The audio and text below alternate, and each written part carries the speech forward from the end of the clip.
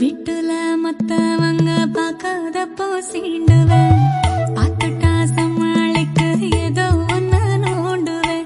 பாப்பேன் அப்ப பாப்பேன் அந்த சட்ட சிரிப்பத்தான், ஆனா எதிர்பார்ப்பேன் அந்த திருட்டு தனத்தான். ரொம்ப தாக்கறைய வேலையெல்லாம் பாக்குற, அம்புட்டும் என்ன பார்க்க வைக்க தானே செய்யற. உன் கண்ணு மட்டும் தாண்டி வேற எங்கோ பாக்குது, ஆனா உடம்பெல்லாம் என்ன கண்ணா தாக்குது.